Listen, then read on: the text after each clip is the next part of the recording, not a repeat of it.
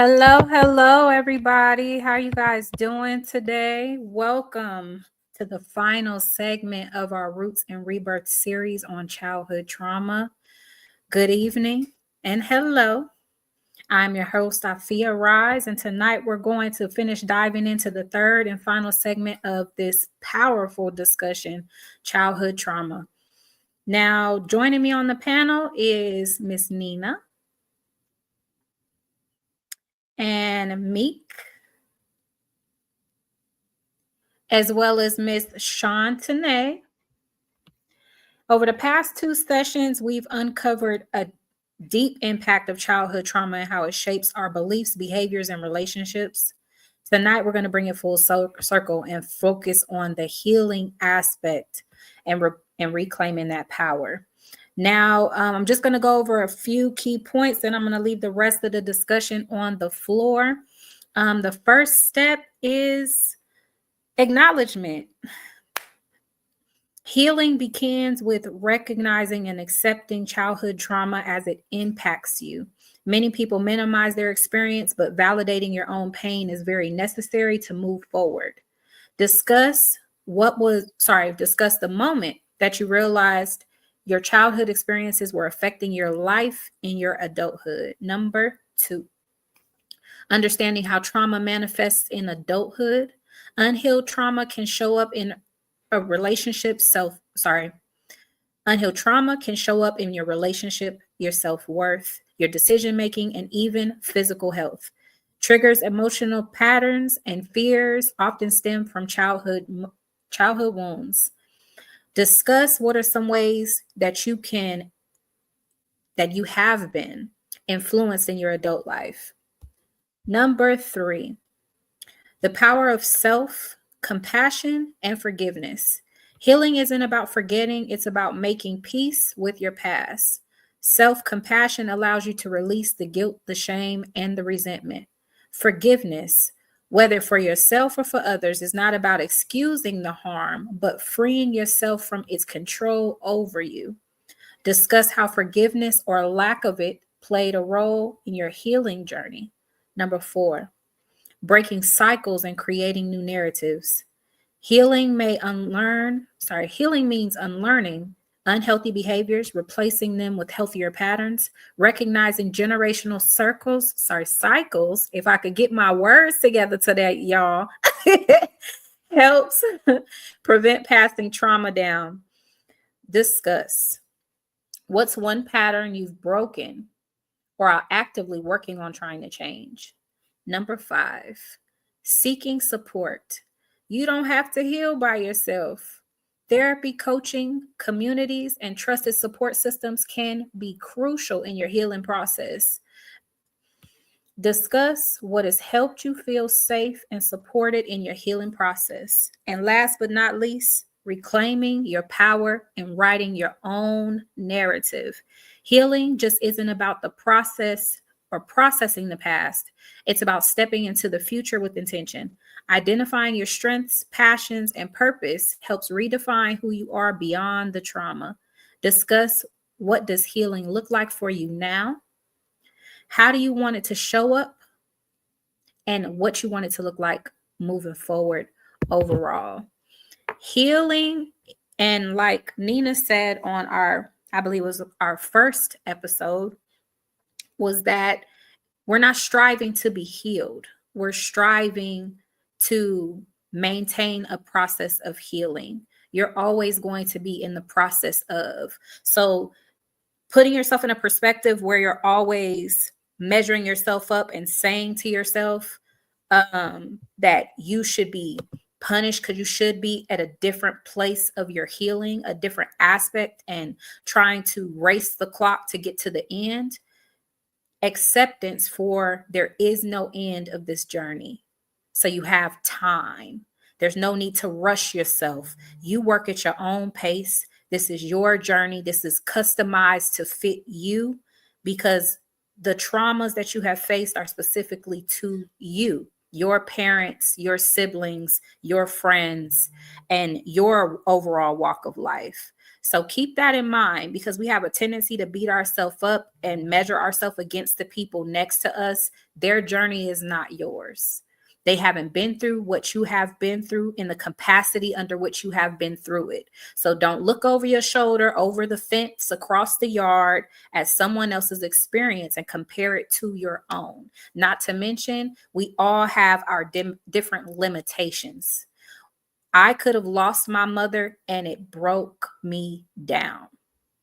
Whereas someone else could lose their mother as well, and they're able to keep going. They didn't take time off from work, while another person may fall completely depressed, and have trouble for years getting back on their feet. We have a tendency to compare experiences. Our tolerance for pain is different.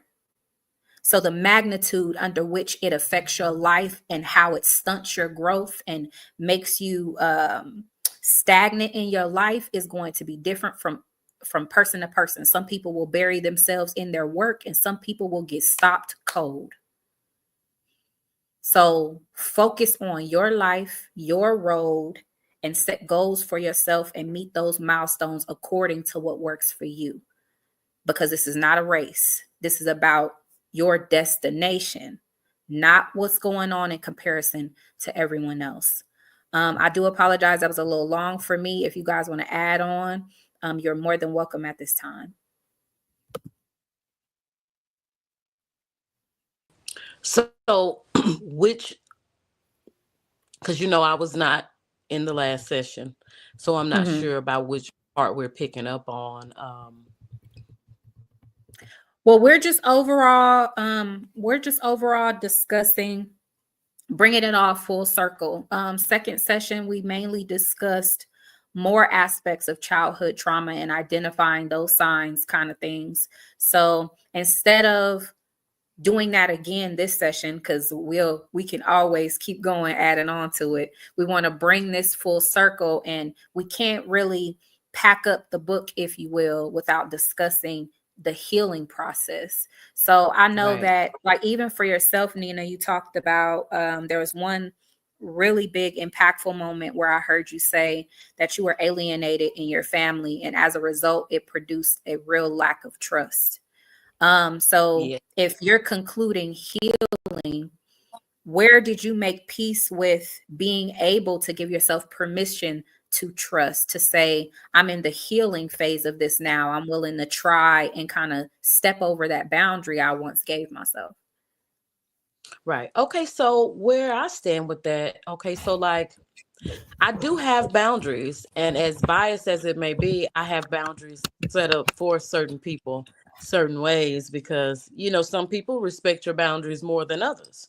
So you have a different. Let me speak for me. I have a different level I can go with certain people. Like you may have a person you can talk to about anything, and then you may have a person in your life that you can't tell this XYZ to because it might end up in a conversation somewhere that you ain't at. You know what I mean? Like that type thing. Like I have certain levels of distrust.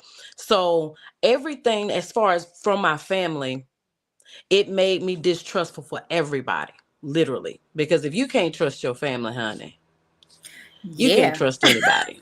And that's Yeah. just, and these are the people I grew up with. As I stated, my mother passed away 8 years ago, Lacey.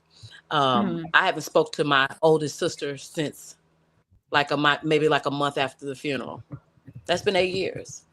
Wow. I have not heard her voice. Okay. Mm, mm, So the thing mm. is, I remember I couldn't have this conversation without just sobbing because I was so bent out of shape on why it was like that. What is going on? But through everything, especially, I always tell anybody is with dealing with anything, your traumas, anything you're trying to accomplish, pay attention to when you are isolated. If you ever start to feel like nobody is around, nobody is helping you, nobody. You searched all over, couldn't find nobody. Yeah, that's a purpose sometimes, because that's what's needed for some people, because some people are easily distracted. So, and I'm some people. So like certain things have to happen for me. Like the PPP, honey, had I applied and got the money, you would have known. Because guess what? The FBI would have been right in my house had I got in on the scam. You understand what I'm saying? I get whatever I'm getting ASAP. So with my parents, I always, and my siblings, I'm going back to the whole family dynamic. With them, I give them that because we weren't raised in a home where closeness was a thing. Um, where that same big sister I'm telling you about was never my friend. You know what I mean?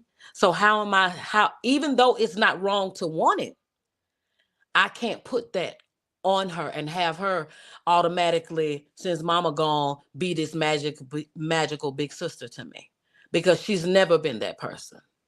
But I put in my mind any way I could in my mind to cope with losing my mama, because I just kept saying, you the closest thing I got to mama. Please don't leave me. Like, don't. I know everything has not been good, apparently. And I still to this day don't know what happened. I can't. One of these days, we need to talk about sibling rivalry. But I'm telling you, like, it's really deep. Mm. And my whole life I went through admiring her, admiring my mom, and to listen to them. Those were my first two bullies. Those my first enemies was my mama. My first bully was my mama. First person ever called me the B word was my mama. First person ever, you know what I mean? My sister, I mean. Mhm. Um, it's like you start to think that's normal, that they think that way. And all of those things got projected, and I took them and I consumed them. I became those things. Whatever they thought that I was, I became them. You a loudmouth this, you so and so, you always going off on people. So what do you think I was doing? Walking around my whole life going off on folks. Why? Because that's me. That's what they told me I was. When inside, that wasn't my thing. Mhm. That's the part that traumatized me, because I was never mean. Mhm. That's the biggest trauma for me. That got overcome about 2 years ago. I was like, no, I am not. I'll choose the softer side of me. Like I said, I have parts of me that I intend on keeping, because I like to be able to protect myself sometimes. Because sometimes people overstep and you need your spine. Absolutely. And I keep mine in my back pocket just in case I need to deliver a message Yes. to the right one. Yes. you know but as far as the trauma goes, every single day, like I said, and I'm gonna stick with this because my therapist is the bomb as far as that goes. She put something in my head that I'll never forget, and that's just, Crystal, don't forget that ing means to be in the process of it. I don't care, nobody can tell you how long. Oh, you should be over that, you should be. No, ain't nobody. Now, I'm not saying lay there, waddle, and all of that. I'm just saying that when these emotions arise, don't make other people pay for the shit. I'm sorry. Don't make other people pay for the stuff. You know what I'm saying? Uh-huh. Handle your grown woman, handle your stuff, and handle the Mhm. child. Because that little Mhm. girl still lives in me. Yeah, absolutely. So like, I Absolutely. don't think that ever stops. So when people say, oh, I'm healed, I admire that, because I'm thinking to myself, no, sometimes I get pissed off real quick about something that happened about 8 years ago. I was petrified to be alone in this world, because when you lose your mama, it feels like the world gets cold, like ice cold. And I just wasn't prepared. I was not prepared. And I begged my sister to stick around. Please don't leave me. And she did. And it took me up until about last year to be like, oh, she don't want me in her life. And that's all right. She get to choose that. I got family members, just because my mother gave birth to her and my father is her father does not mean she has to be cool with me. I love her. I love all my family, because I caused a little trauma to myself. I did. I caused quite a bit of a ruckus, but this is gonna be daily. I don't know anybody that's not consumed with some type of trauma, but it takes a grown up. I mean, you got to get real grown to deal with your own stuff. Because after mama is dead or gone out of your life, and oh, I'm moving. I can't be here with my family. I can't do that. After you get to that new place and those things are still there, what then? Those new friends still have the same complaints your old friends had. Who is it? Who is the problem? Who's the problem? Just to add real quick, Damon Wallace says, honestly, people always keep telling me, watch yourself and protect yourself. Besides, family members will bring you down quicker than strangers. I want to say, just to add in, that just from personal experience, like I have my share of childhood trauma, but coming from a place of like being talked down to, being torn up verbally by the people that I held at the highest authority growing up, I don't know what that feels like. I hear people It's talk about horrible. being called the B word, fighting their own mama in the middle of the street type stuff. And like, Mm-hmm. I empathize with that because I know I have my own trauma, but that's one thing I can say. I've never been called no B by my mother. I've never, you know what I mean? Like, don't get me wrong. Like, I've had like maybe a fit of, anger, and, like parent may say like, that's just stupid. You know what I mean? But even that was just more like once, like real angry blow up once. It still wasn't anything that my spirit held on to. I can't, like, I've had friends that were called fat by their parents. I've had friends that were told they ain't never gonna be nothing by their parents. You know what I mean? Or their guardians. And I'm like, I think that that's a big thing that might radiate through me, is a like unapologetic confidence. And I think that's a big part of what that is. You know what I mean? It's like when I hear other people's story being told, like even when it comes to like us as Black women, we vary in pigment in our melanin. But as far as like, people who are more on the darker end, like hearing that they don't have the right hair, that they skin look dirty from their own people. I'm like, I don't understand that. Like, you know what I mean? Like, I've Slap in never the been face. torn down like that by my own people. You know what I mean? Like, I got teased in school, but that was all everybody else. You know what I mean? Like, I didn't hear stuff like that on a daily, on a weekly, on a monthly in my own home.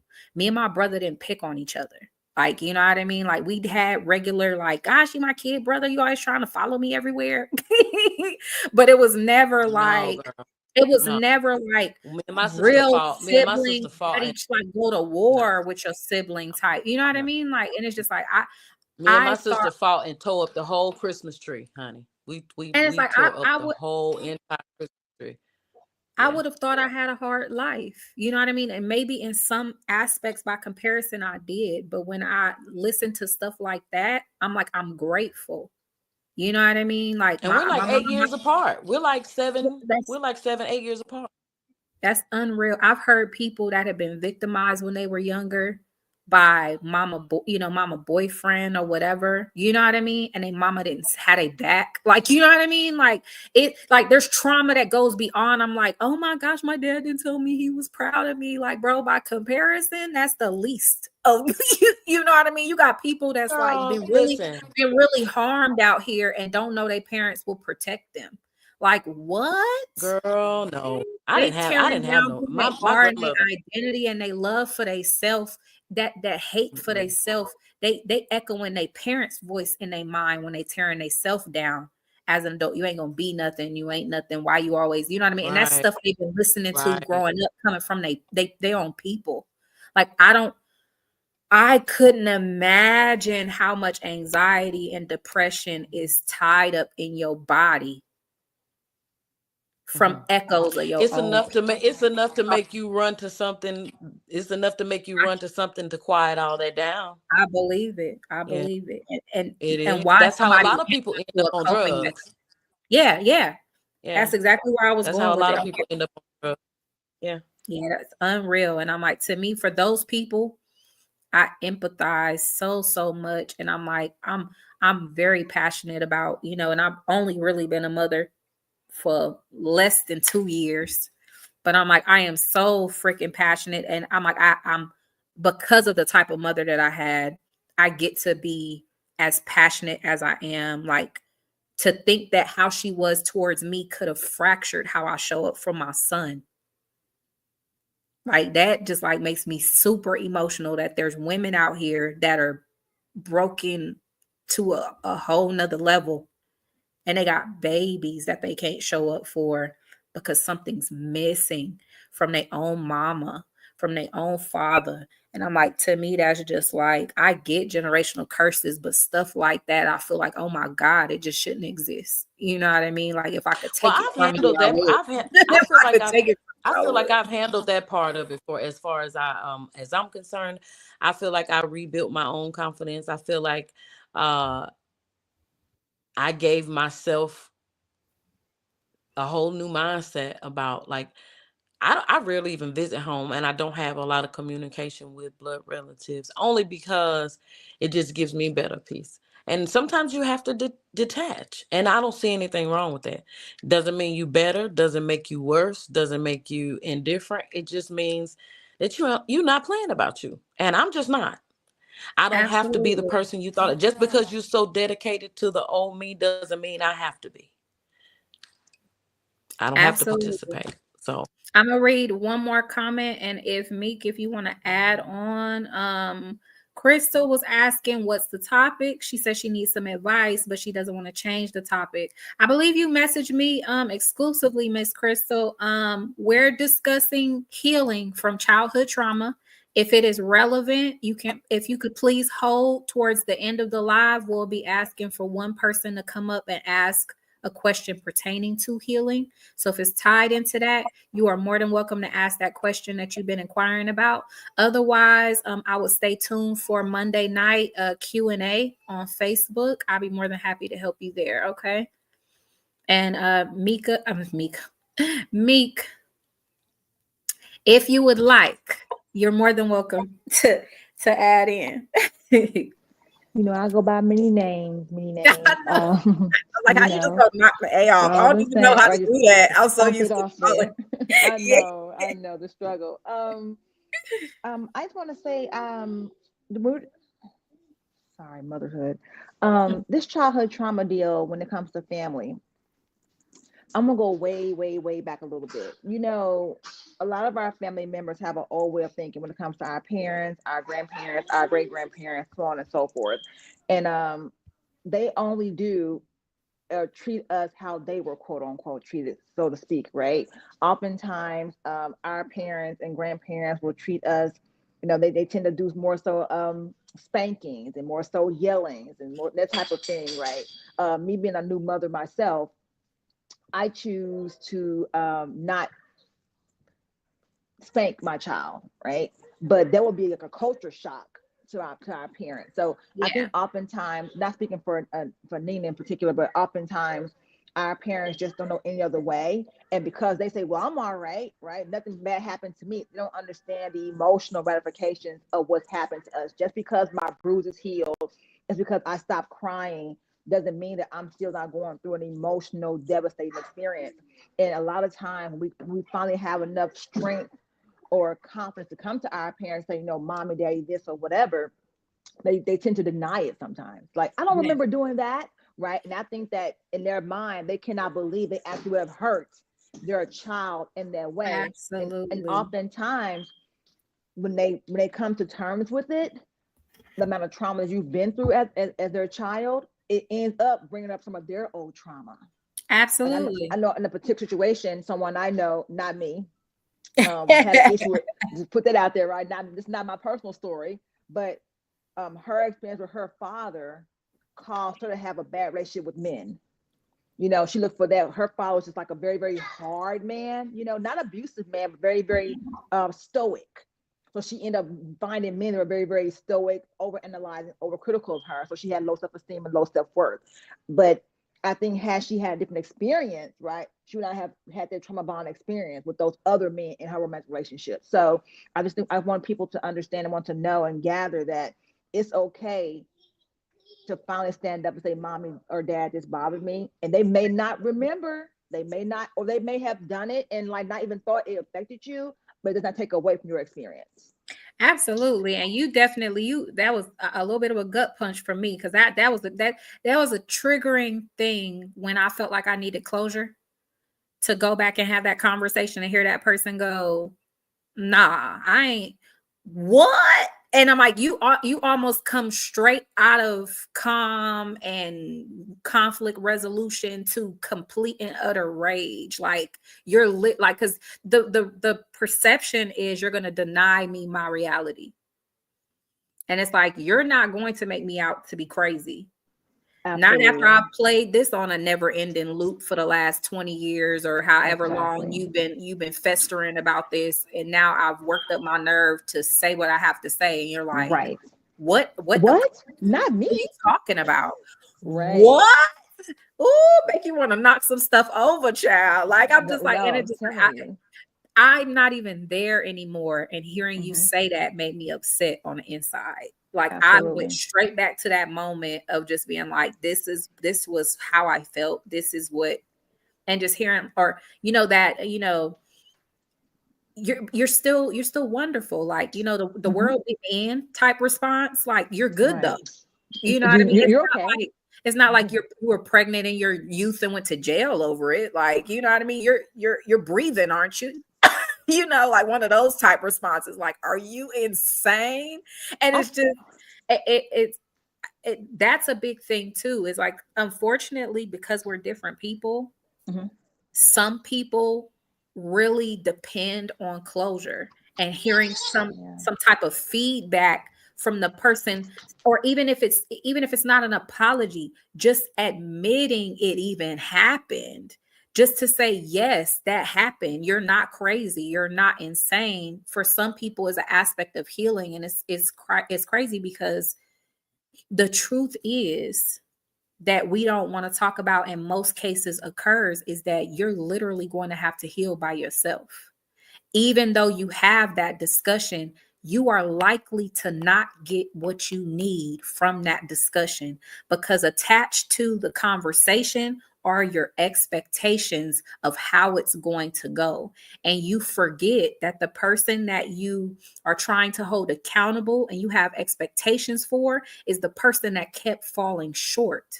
And you don't tie that in to everything you're hopeful of and remind yourself they are still the person that did whatever, abandoned you, lied to you, shooking and jiving, gaslighting you. And you think because you've been brave, because you're ready to talk, you're confident that it's going to wash all this stuff, and then they're just going to hit on up, I'm clear, I'm not going to be disrespectful, I'm going to just give you my soul, and you're just going to have all this clarity and wrap your arms around me and say, oh my gosh, baby, I love you, I'm sorry for this and that and that and the third.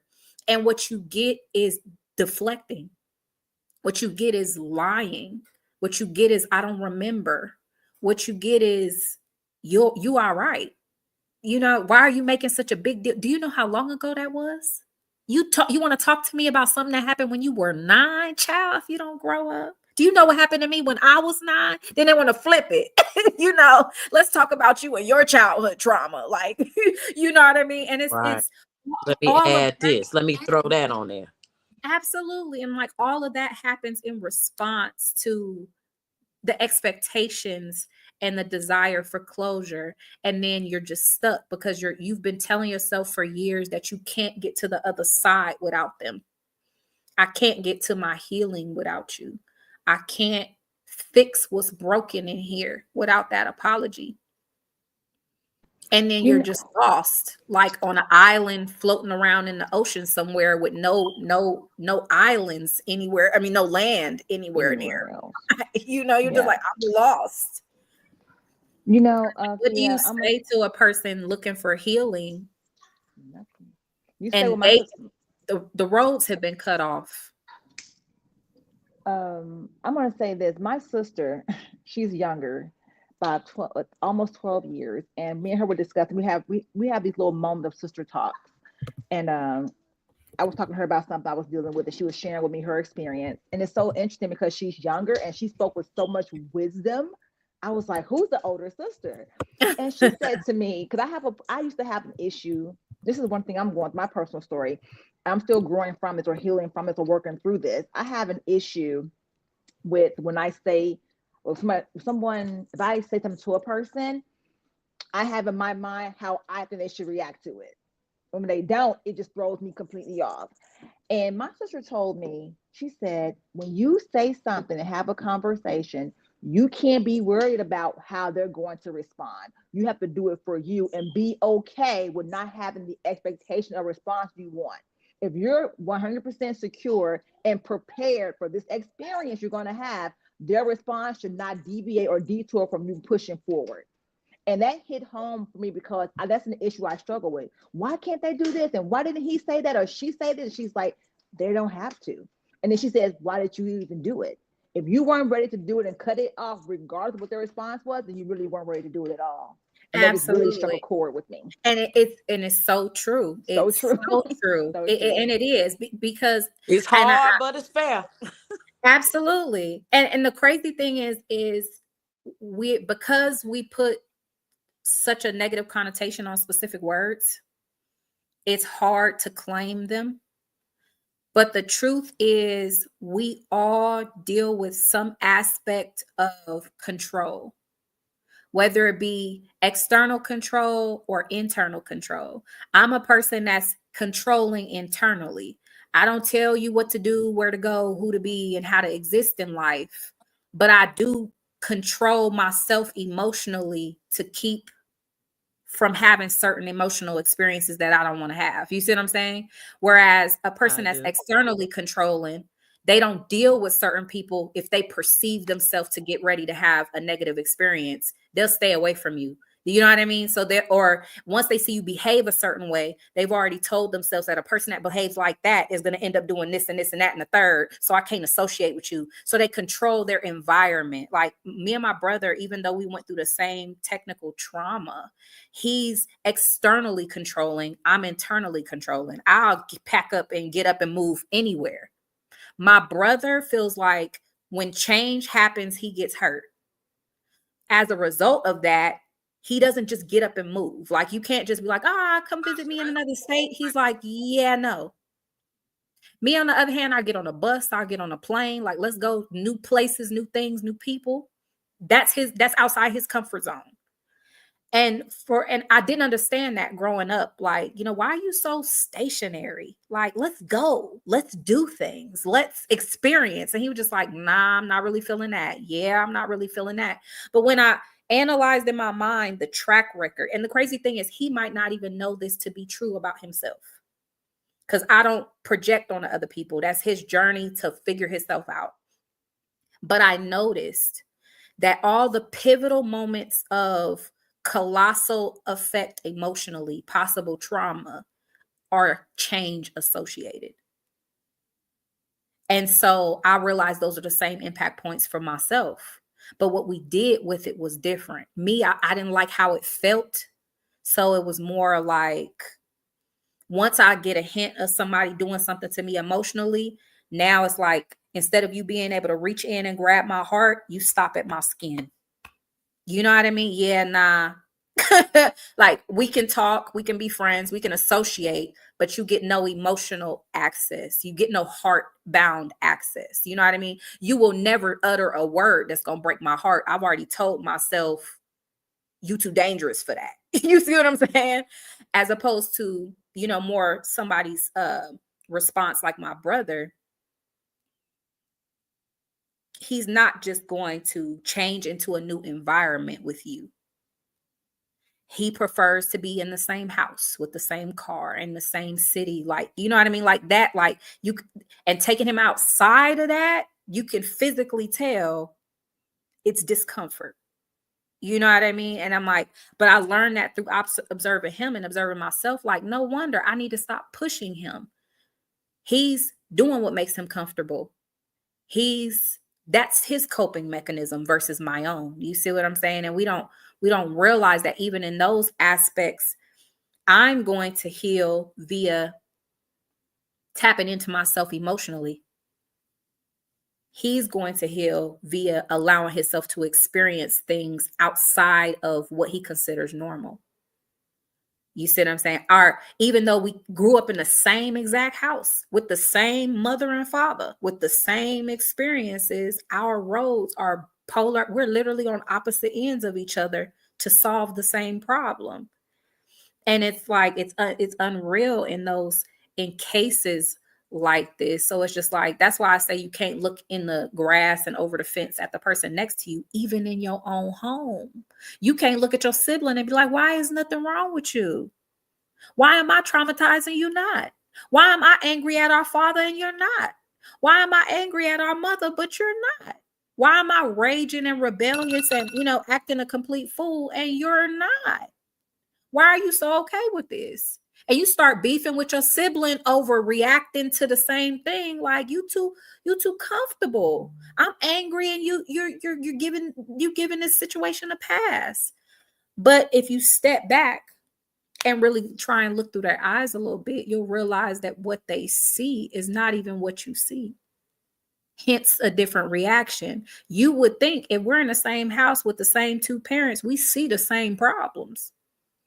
That's why the quote, we don't see things as it is, we see things as we are, will always make the difference, even in your own household, within your own family, within your own neighborhood, within your own environment. 10 people, you can line them up and show them the same trauma, and they all saw something different and were impacted differently and have different roles for recovering themselves afterward, even though we were all standing in the same exact spot. Unreal that could even happen. That's why your journey is your own, because even if you had the same exact situation happen, you're coming from the same exact place, the solve is not the same because your brain is recording priorities, morals, and values differently, which will impact your outcome differently. Unreal. Because to look at my siblings, you would think we lived in different houses. Like, it's almost like they have erased the fact that that man beat us almost to death. It's almost like they took it out of their mind. Now, I'm not holding it against them anymore, but it happened. So if I ever mention it, don't downplay it. Don't make me feel like I'm telling a lie, because I'm not. I'm 44. I still have the marks to prove it. So like, there's like, I don't like the whitewashing. So I Yes. don't indulge. I don't subscribe to it. And the thing is, I don't bring it up as much anymore because I've actually forgiven him. He has his own level of punishment that has been dealt. So I don't think me wanting to just beat him up and stuff is even going to work anymore, because I've been wanting to beat him up since I was 9. So like, yeah, I don't want to be the bearer of bad news to my siblings, but we were abused. We were abused physically and verbally, and you guys don't have to say it, but I have to say it because I ended up being an abusive parent. You understand what I'm saying? And now my children have children. Mm-hmm. You get what I'm saying? I do not want that cycle to continue. Mm-hmm. Well, here's a question, Nina, and I appreciate you even going that far to be that transparent, because I know there's people in your position as well. I had a lady on a live, actually relatively recently, and it was on one of my Q&As, and she was talking about she was able to identify the childhood generational curses that she passed down to, I believe it was her son. And she said she went through so much trauma with her husband that her son was essentially raised and marinated in it, and she's seeing it reflected in him as an adult. I don't know how old he is specifically, but she's saying that she can see where he pulled from her, basically. And she was Mm-hmm. saying Mm-hmm. she's saying it's too late to fix it, right? And so what I told her is, I was like, first, it's not too late to start the healing process. And what I told her was, I said, the crazy thing is, she said that she felt like she was a bad mother. And I told her, I said, what would constitute as being a bad mother is a woman who can acknowledge the damage that she's caused and still makes no effort to remedy the situation. You see what I'm saying? And so I said, Right. the fact that Right. you were able to notice this within your son, I said, there's a difference between a mother that can identify it and she sees it flare up in her son and she just like, and see, you ain't this and you ain't that. And she tears him down for the behavior that she sees is replicated from her own demonstration, versus a mother that Right. can look at the same son and go, gosh, that's me.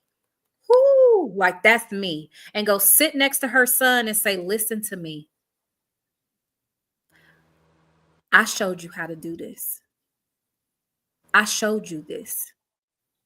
And while I am your mother, and I would like to tell you that this is wrong, I have to I didn't understand that do I it have right. to also step into this and tell you that this is me. Yeah. So we Yes. are going to find a new way to do this. You're going to walk Right. with your mother into a new demonstration as to how to behave, because mama didn't show you how to react to this emotionally It in a doesn't healthy always way. go as easily though. You Very can want true. that for you can want that Very because see true. if you messed up and you didn't realize it until your children were adults, Sure. it's I won't say oh it's too late because I think God can do I know that God can do Sure. the impossible. So like so like it's a choice. Just like the Absolutely. child gets to choose if they want to deal with you after you've made your mistakes, after you've asked Sure. for forgiveness, after you've did because you can't go back. Yeah. Going back is not an option. If Yes. they don't want to move forward with you, I feel like you should give them the space and the energy to I don't know whatever you need to do. I'm not saying kiss nobody's butt, but I'm saying like you can't if you were abusive, you can't be aggressive in any way. You can't. Absolutely. There's none of that because if you're trying to rebuild the trust, which is what I'm working on with my children, if I'm going to rebuild the trust, then sometimes I have to let them go off. Hmm. I do. Sometimes I have to let them remind me about how hurt they were that I was on drugs and I was, you know, out of space for years. And I need to hear, oh, you had that man here, and I need okay. Okay. Now the thing is, how many years are you gonna do it? Because it's gonna be a Yeah. certain point where you're gonna have to Absolutely. say, okay, well, mama asked for forgiveness. Mama, she been over here trying to show me what's up. She been loving on me. She been because I'm not leaving. There's nothing they Mhm. can say or do to ever make me unmother them, unlove them. They're stuck with me.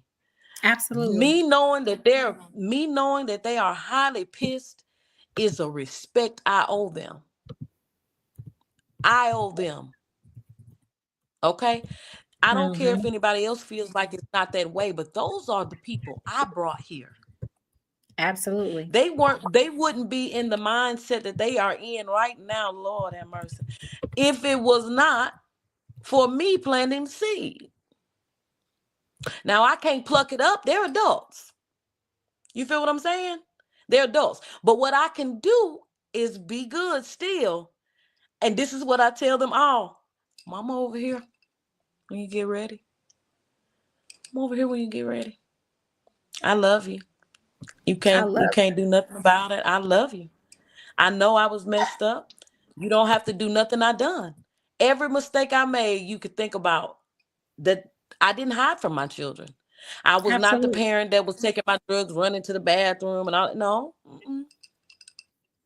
nope. I didn't And do see, it that that's what way. that's what I mean. And I agree 100% that it's like you can't be in that position and have anger in you or feel like you're Mm-mm. owed something. There's a big chunk The of humility that you audacity. have to hold. The Yeah, audacity. absolutely. Yeah.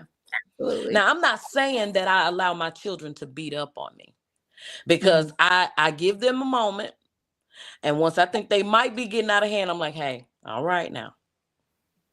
We got it out. Because keep in mind, y'all haven't lived with me in and I don't know how many years. And I hate that you went through. This is the harsh truth. I hate that you went through what you went through, because keep in mind, I was 23, only 23 when I had all four of them. By the time I had all four of them, Mm, I was still a kid too. yes. So like, I made monumental mistakes, 20-year-old mistakes. Do you understand me? Kids didn't stop me.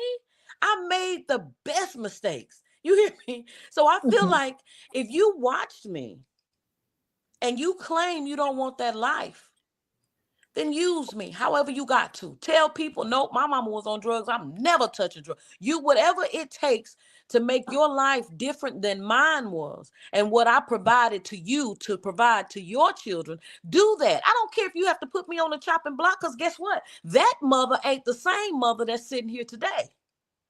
So chopping up the old one don't mean nothing, because I chopped her up too. I'm not that person.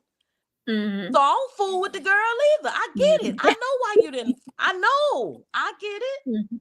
But the thing is, coming to that reality is hard for most people, because, like I said, that mirror is gonna, your children. The moment you have them, they are little mirrors. They are going to show you exactly what you are. If you don't ever want to see yourself, I guess you can hide from mirrors and don't have no children.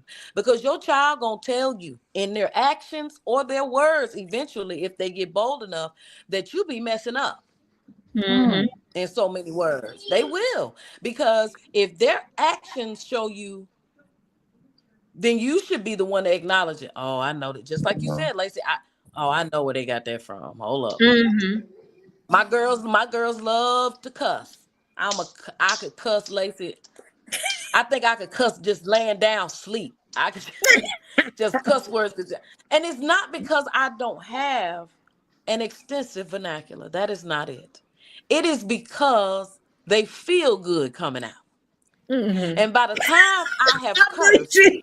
and by the time I have Wait, hold cursed, on. I was in such a deep moment, Nina. I I have was tried listen. about You two or had three nah. times to Hold say on. You what had I me need to zone say. I'm in, sorry. and I'm you just sorry. took Wait, me to the when you said that laughter. in my I was mind, I was like, like, you just grabbed Meek's spirit and was like, yeah. you saw it. I was like, what just happened?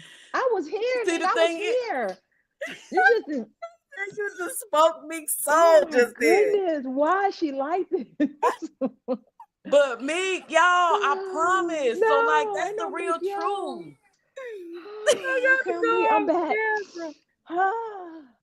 Okay, Oh So my, I just bringing a little funny in there, y'all. it You was know, heavy. no, It was that so was we heavy. all funny. Oh serious right my now. goodness. Oh my goodness. Okay, I'm back. But yeah, Um, I said all that to say, um, everything is an experience. I even got that part. I've been cussing since I was 3. I think my mama told me to tell my auntie she was a something. I think it just grew in me. Just grew in me. And just because I have always been away doesn't mean I have to Ooh, stay away. right. You know, Miss Nina, I'm I'm gonna a say this cusser. because well, Miss Nina, we're gonna ask Go you not to ahead. do it right now. We're gonna I'm not take a gonna moment. cuss. No, we I ain't gonna. I ain't got no reason to cuss. I Don't you wanted see me to smiling? I want to chime in on you were talking about when you made your mistakes or you had your issue with the children, just speaking from a mother's perspective. I definitely wanted to say in a great way of like you're doing now, you're not the same person you once were. And I think when you apologize to your children and children are growing from their trauma, the best thing to do is to be their new example. Even like you said, when they come chomping down on you and expressing how they feel and how they hurt, you just stand there and you be that newer version and you show them the growth that mommy has, right? I think sometimes we go Right. through our childhood trauma, we allow people, they know that little piece you hadn't quite gotten healed yet. And they poke it, and then there you go, right? You snap back into your old self. I think that the key to healing continuously is every time you hit a milestone, you keep elevating and keep elevating. That way, that internal elevation will come out externally as an example to others on how growth can be. Being a mom myself, my daddy is a cusser. My daddy is a old military man, and he's old Scorpio, and he gets It's with a himself. gift. It's a gift. I'm telling you, and the gift is it travels downstream. And my mother is a very, very, very docile woman. And growing up, there are things when when you have parents, you can't associate. This is why I had to learn. It's my experience. I cannot associate my father as a husband, my dad as a husband, to him as a father. I had to separate the two, right? I couldn't look at my mother and father's marriage and say, because how he is this way makes him this type of father. You see what I'm saying? I had to separate the man. And being a daddy's girl growing up, I didn't understand certain things that I saw within the union between my parents. And so I struggled. And I ended up with a person just like the bad side of my dad through trauma, right? And you know, what's crazy is you don't realize. I've had two of my daddies. Right. You don't realize, even at my older age, I didn't realize how much of an impact seeing my daddy be a husband. Right. It's like, daddy. I tell people all the time, a girl's first love is her father. A boy's first love is his mother. So if your first example of a love in a daddy is like, great. But then that same man, I mean, my husband too, I don't know about that. So I want us parents to understand and realize you have to be loving. You know, it may be hard every time you're around your child. You should never, you know what I mean? You have to be able to have that face of, in the bedroom, we're going to talk, we're going to discuss, we're going to beat, we're going to whatever. And we come out that room and our children see us, we are loved. We exude love. And sometimes with the lack of parents getting married young, 19, 20 years old, they don't have the maturity to compartmentalize those emotions so their children don't see it and don't have the experience. So I was not beat, thank goodness. But there was a lot of difference of opinion in my household growing up. And that backfired on me, because what happened to me, you guys, is I became very, very, I'm not going to take that. I became that girl, right? And so I end up being real, not divine feminine very early on. But then when I began to heal and grow and mature and learn, and my light came back, I attracted a fool that was very similar to the man I was running from. So when we heal, let's heal completely. Let's heal on all spectrums. Heal the little girl who loves daddy. Heal the little girl who don't. Yeah, I got the tattoo. Heal all those parts, you know, so we can kind of become one whole good person. So a little bit of my little story. Because I got the tattoo removed off my forehead that said, "Please, all the fools pick me." That's what my forehead used to be. Yeah. Right, it's gone. Yeah. It's gone. I'm in neon lights, but I got it removed. Thank God. Grace of God. Look at my head holding up. But I had it up there engraved. I know that's right. I want to I used to tell people that.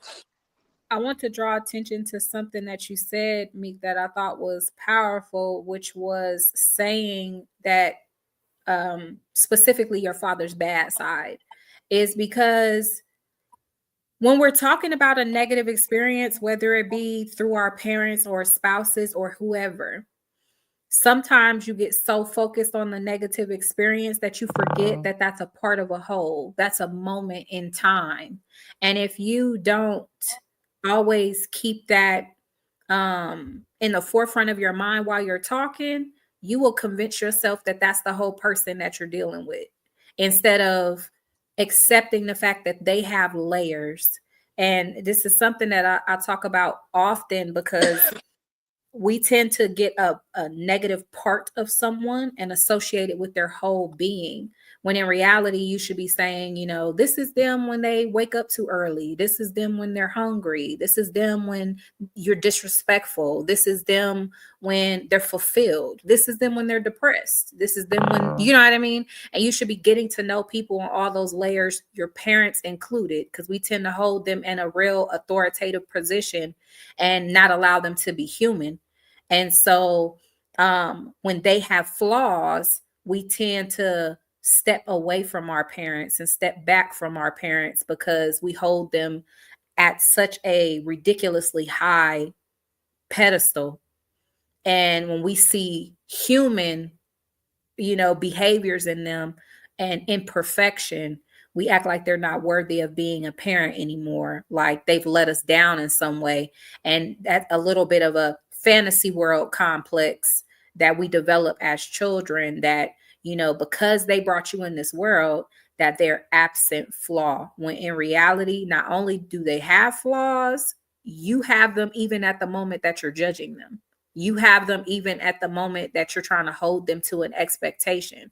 You have them in the moment that you think that they let you down.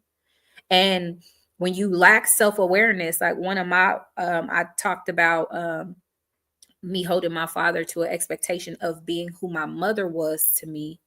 I had a tendency to feel some type of way about his emotional distance, or cold, like, he wasn't warm and fuzzy really. Like, he got stuff done, but he wasn't the I love you type. And I am a mixture of both of my parents. And I'm a very affectionate person, but you catch me on the right day, I'm my father's child. You will read me as somebody that don't want to hug, don't want to be touched. You will read me as a person that comes off kind of distant, and I'm not warm and fuzzy. I don't key with everybody. And sometimes you kind of give me that vibe, and you will swear I'm cold, when in reality I'm very vibrant. I'm very, giggly. I'm very goofy, but I'm only that way in my safe space, whatever that feels like for me. So it's like, I had moments where I was like, to my father, you're so, you don't tell me you're proud, and not realizing that when I'm in my critical self, I'm not going to tell nobody I'm proud neither. When I'm in my judgmental self, you're not going to hear I'm proud neither. When I feel like you've done something to me that I'm still wrestling with how to set you straight on, you're not going to hear I'm proud neither. And if during those times is the same exact moment that you need praise from me, you will feel highly neglected by me.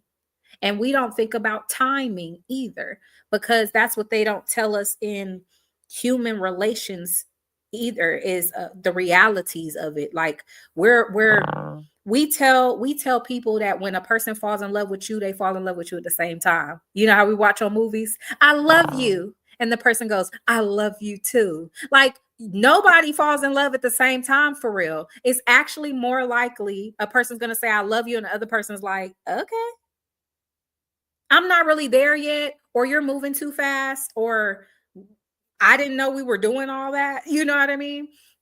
And the same thing is true, that when you're in a place to where you need to be consoled emotionally, you need to be covered, you need to be secured, that's the exact same time that your partner don't have it to give. And you're going to have to learn how to deal with where you are anyway. They don't tell you that. They tell you that relationships look like, when I bring you my issue, you're supposed to be able to take care of it because you're my partner.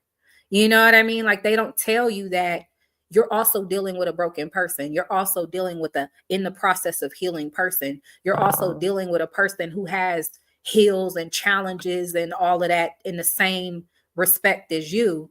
And that when you bring them your hell, you might bring it to them at a time where it's entirely too much. And that's the last little crumble that could be put on their plate. And they're like, I don't want it. I don't want it. You know what I mean? And you feel neglected. Like, you're supposed to be there for me. Not when my plate is full. You put something else on this plate and it's going to break. You know what I mean? And they don't tell you that in those moments, you're still going to have to cope. You're still going to have to be healthy. You're still going to have to love. You're still going to have to trust. That those are the things about relationships that we're supposed to learn in the household with our parents, with our siblings, to learn that everybody is imperfect, that sometimes when you need dad, when you need mom, they don't have it to give. Your expectations in this moment right here and now is entirely too high. That just because you perceive them neglecting you, it does not mean that your perception has not affected your body language, that has created distance to where you've been cold to them the entire time you've been feeling that way. And then you bring your feelings to them feeling justified. And what they have for you is to tell you that you've been short with them for the last 7 days, talking about they distant to you. You the one been acting ugly. You haven't spoke up yet, but you're feeling some type of way has manifested and you acting like a jerk physically. You see what I'm saying?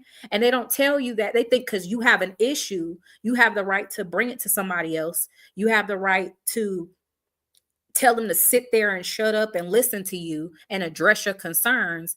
And sometimes what you need to hear is that your emotions got so much the best of you that you haven't been showing up for a couple days. So that person decide to respond to your behavior with giving you space. The distance you feel is a response to the distance you created.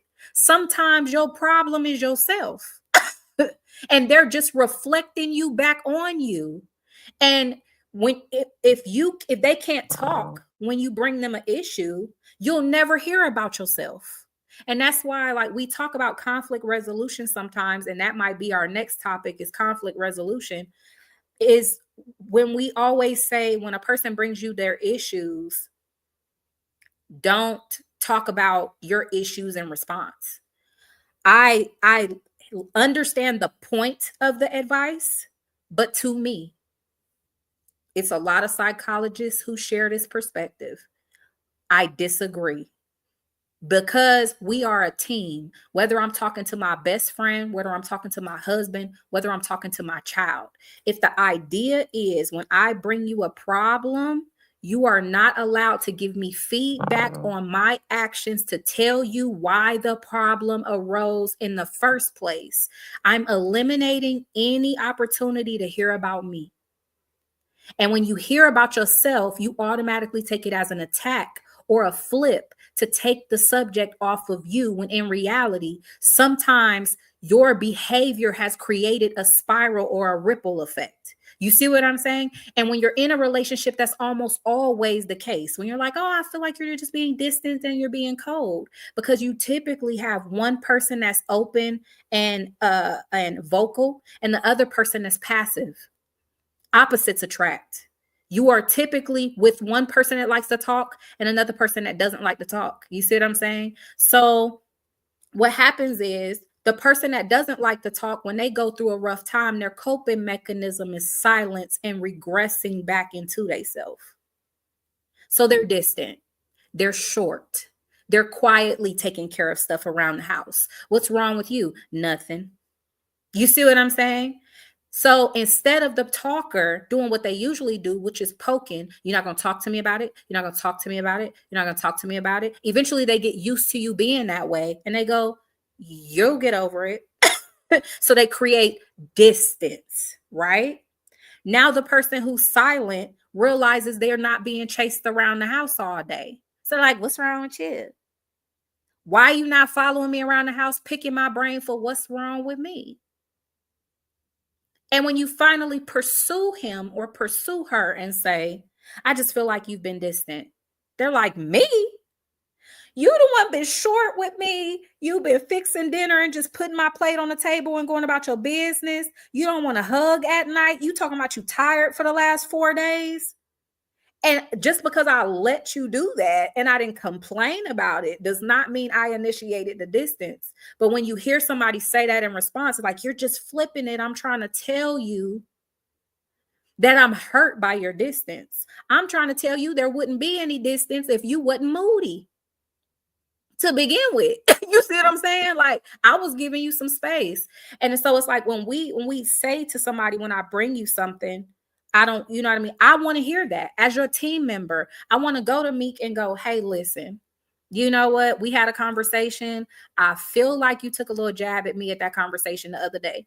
I want you to feel free to be able to say, well, when we were talking the day before, I felt like you said this and this, and I took it as a little shade. So I'm not going to lie. I gut punched you on the low because I was still a little sour about it. Now, what I learned in this conversation is that I have to watch my friend Meek, not in a negative way, but I know her now that when she feels a way, if she feels a way deep enough, instead of telling me she's hurting, she might just cold cock me real quick, you know, and give me a little verbal jab real quick. So if I feel a sting from her, I need to check on her. You good? Like, I feel like you just, you know, I mean, you know, it wasn't a terrible right hook, but you know, like, what's good? What's going on? Talk to me. I know you well enough to know that when I sting you, you might lash out a little bit.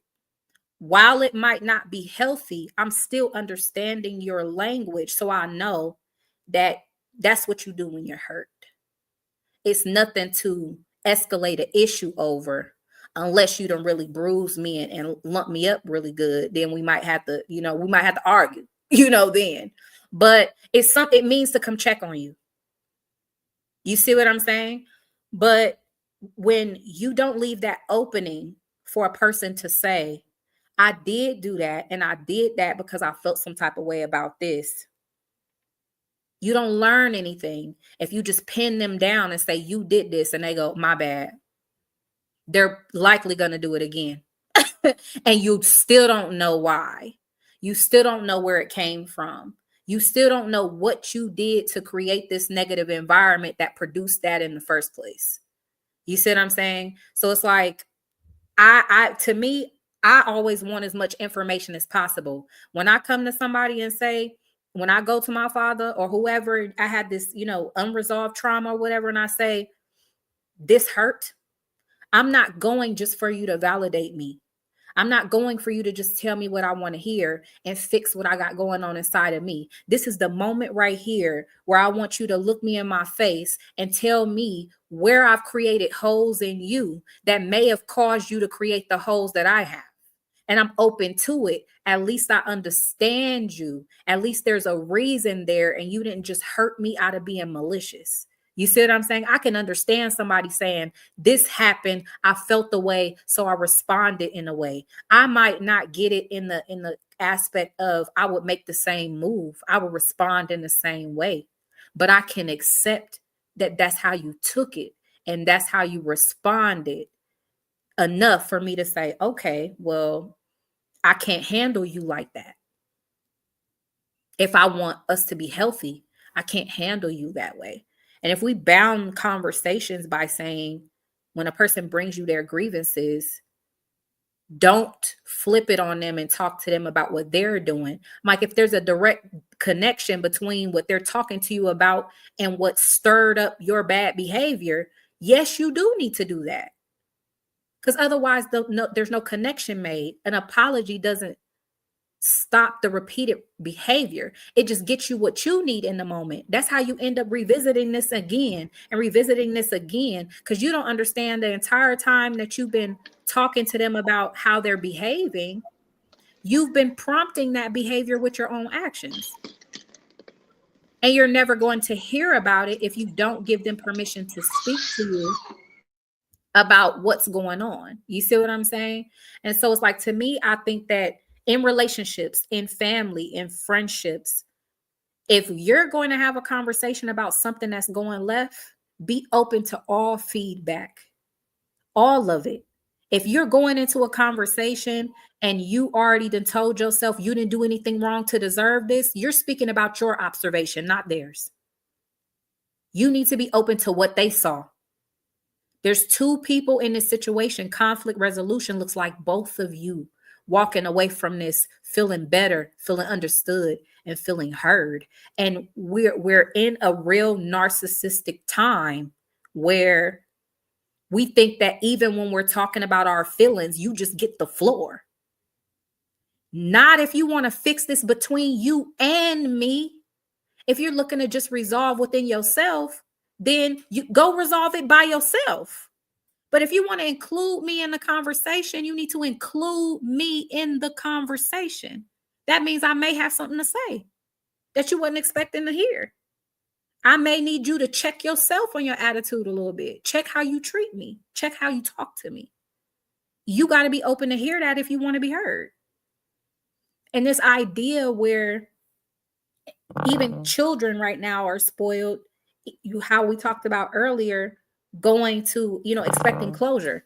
You think you're just going to go to your parents and be like, you did this and you did this and you did this. And the parent don't have any right to say, you've been disrespecting me.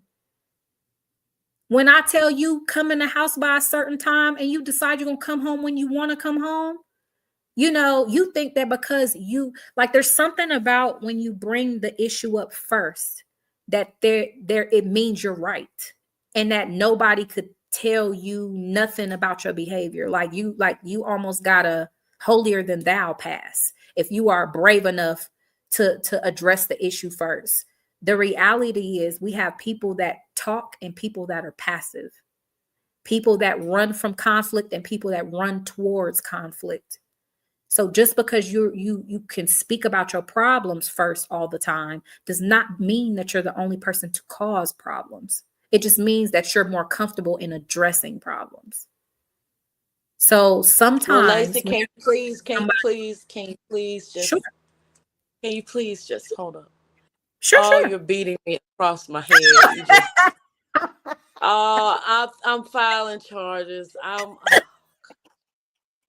I ain't filing charges. I'm just letting you know that I feel this is the hit dog hollering. This is the hit dog holler. It's time for some transparency right quick. Only Okay, 20 let's seconds. go. I'm fully guilty. I've never heard it like that.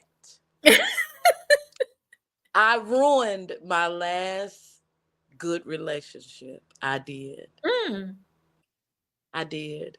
I let a good one slide a couple months ago. You know what though, I've Nina? never heard that said like, Lacey, I got to pay you, girl. I got to pay you. Listen, but I was going to say, but Nina, but listen though, because Lacey, I feel Lacey, I feel Rod's queen sister.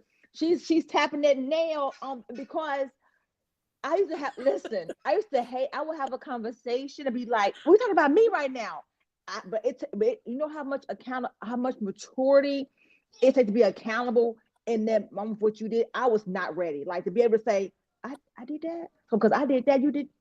Oh, that's some realization that you have to look in the mirror and be ready to accept. And if you're not ready to accept it, you'll turn it off every single time.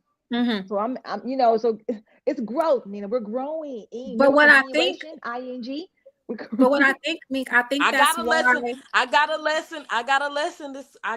That was a big one for me. Oh, I think that was that real big. I think that's why psychologists teach it the way that they do, though. I Mm-hmm. think that that's why they teach it that way and say when somebody brings you their issues, to listen, validate, respond, and then proceed with what you have to say in response. Right. Because I think that you're right. I think that there is a serious lack of maturity around Mm-hmm. being able to give both of us the spotlight at the same time. And Absolutely. especially when you're the first person to bring your issue up first, you feel like it's a something you conquered. Like I Mm-hmm. had to work up my nerve. I had to consider us arguing, this going left, and a bunch of other stuff. All the self-doubt, all the opportunities of why I shouldn't say nothing to you. And after I tackle that and bring you something, now you want to walk in through the door behind me super easy and just jump into the conversation about your issues. And I'm Exactly. supposed to just give you what you need right now after I just tackled all this stuff. You see what I'm saying? And it's Woo. like, but the truth is, I get it, but it's so ego. Oh yeah. Like Oh you're yeah. right. Yeah, you did have to conquer a lot. But the idea about being in a relationship, the idea about talking to your best friend, your idea about talking to your child is, do you honestly believe that because you said something first, you supersede me as far as importance? Mm. The answer is no. So why can't we bring all the chips to the table and go, all right, so I said this to make you mad, or I feel like you disrespected me. And that person could say, yeah, and I did. I'm not gonna lie, I snapped at you because you said this moments before. I felt the way. So by the time you said something else to me, I said something slick because I was still reeling over what I felt like you said earlier. So now this person gets to dissect what they said that stung. You Mm-hmm. get to dissect what you responded with that stung. And we can resolve both y'all little petty mouths, as opposed to me coming to you and saying you said something slick and I have to act like I didn't have probable cause, or at least I didn't feel like I had probable cause. And I'm just going to apologize and let you walk away thinking that this was completely unprompted and I just felt like lashing out because I'm immature. I want to be able to tell you that I was reeling over something. And by the time I heard your voice again, I was ready Woo! to let you have it because I was still trying to decide if you said something slick to me. You see what I'm saying? I was still mulling it over to see if I wanted to start a fight.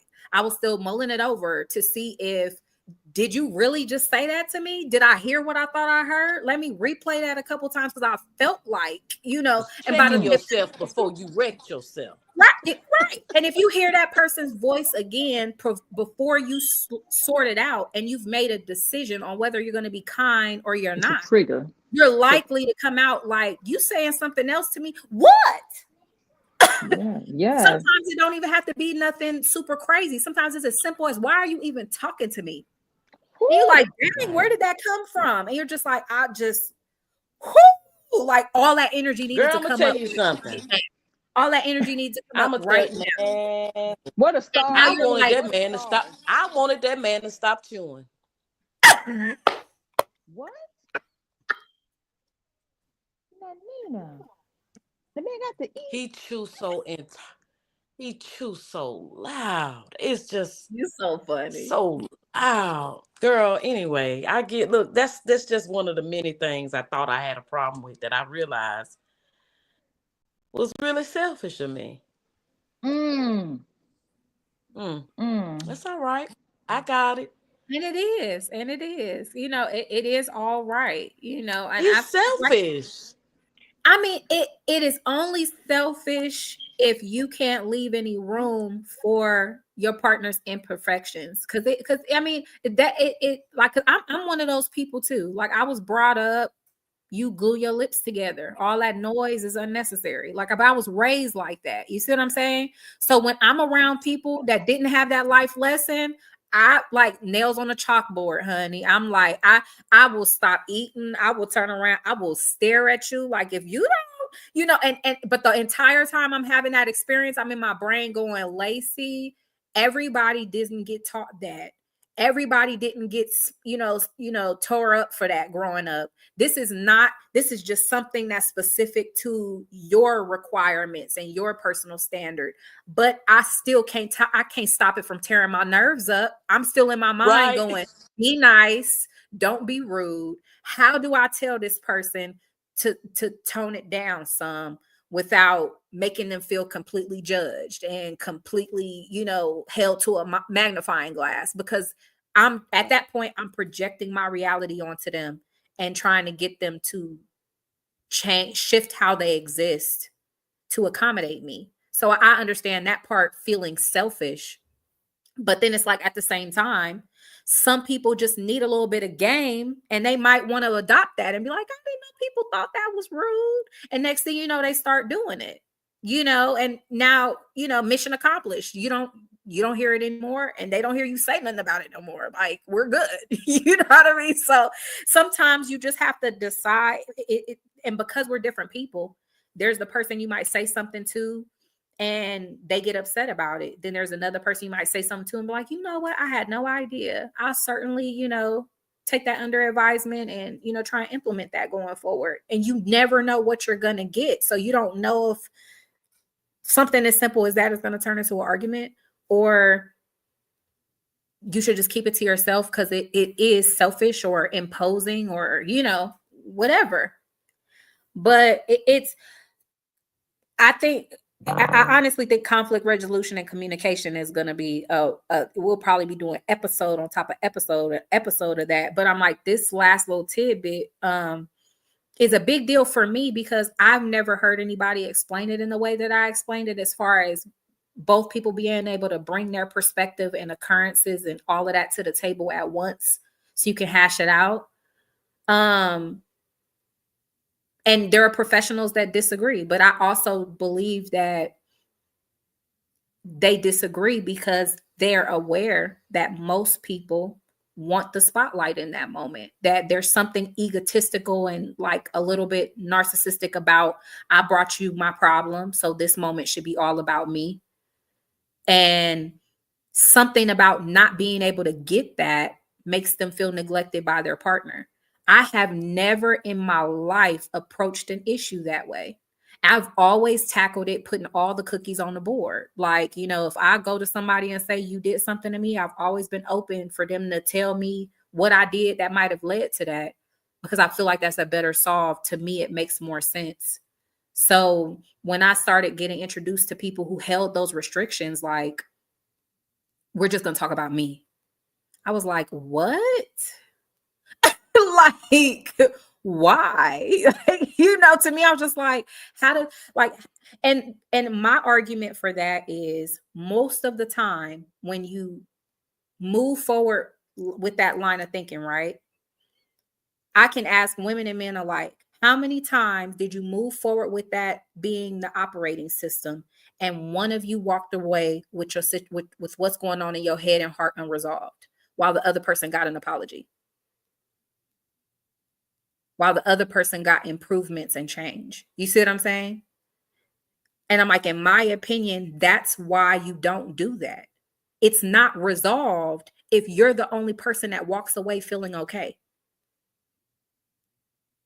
So I don't understand logically why that's the suggestion to come from like psychologists, like, you know, and I get it. Maybe the world is immature, but I'm like, maybe we should teach it the right way to make people more mature, make people more selfless. Like, this is the moment that you had a kid, it wasn't about you. The moment you got into a commitment, it's not focused on you anymore. It's about what's going to solve for us, what's going to heal us, keep us in a harmonic union, keep us in a position where we can coexist and communicate in a healthy fashion.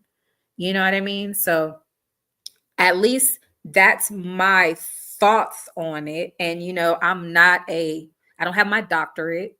I don't, you know what I mean? So I think it makes sense that way. But of course, you have to have people that have the mind to be able to adapt to those circumstances, to be able to do conflict resolution. But from what I've seen demonstrated when it comes to communication, it doesn't happen often.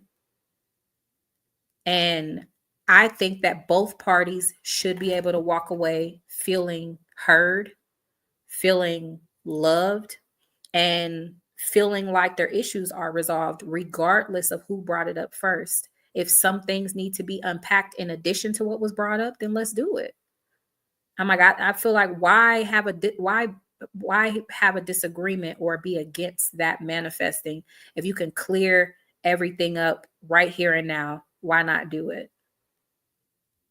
I think it makes more sense to me, at least in my mind. But because I'm like, the way we've been going about it, one person is the appeaser. They're the person that always apologizes and admit that they're wrong. And they're the person that always walks away feeling unheard, unloved, and not received in the same discussions that they're apologizing and appeasing in. And I'm like, that wouldn't happen if both people could put all their chips on the table. It's fair game. Everybody's heard, everybody's loved, everybody's received. And the way I look at it is, if we're going to argue, then at least everybody know what's up. We're not just arguing over one person's baggage. We're going to argue about it all. Like, ain't nobody left out. We're going to argue about your baggage, and we're going to argue about my baggage tonight. But we talked over. It's almost 9:00. Yes, I'm telling you, we can't. I don't know if we'll be able to hold to an hour, but I mean, it was the end, so we had to bring it all together. So absolutely. So yeah, we're But letting it go today. I intended to have somebody up, but I did type it into the chat. It didn't look like I had anybody respond, but it was just a trial run for us. So we're still working on adding another day throughout the week, and designating a day to be able to have people up to ask us questions. So we're not just talking amongst the panel, but inviting people up to assist us in conversation. So stay tuned for those updates. We will be here again next Friday at 7:30, as always, discussing a new topic as it relates to the path of self-discovery. We have some discussions that I would like to, and we have already discussed talking about over the next couple of weeks. However, now that we've talked about a little bit of conflict resolution and communication, those might be some better buzzwords coming off of childhood trauma and healing as to leading into kind of how to have those conversations in a healthy way. So that might be helpful for us to start there. But we'll talk on the back end like we always do and make some group decisions about what's next for us. I appreciate everybody watching on all 3 platforms. We're still growing. This is only number 4 for us. Yeah, so we're still babies in this, okay? So don't judge, don't keep us small. We're expanding and growing with every episode, and we're definitely learning how to interact with you guys more and more as we go. I will make sure to be mindful, and you guys hold me accountable for reading comments in the chat too as they pop up, because they're going to be adding insight and key points to us. And I don't want to leave them out. I want to make sure that they're heard, even if no one comes up. But if you guys have tidbits on the farewell on the back end, you guys are more than welcome to take over before we get out of here in at least the next 4 minutes. I just want to say thanks and have an amazing week. I want to say thank you to all. Have a great weekend. Nina, you froze. She froze? I did?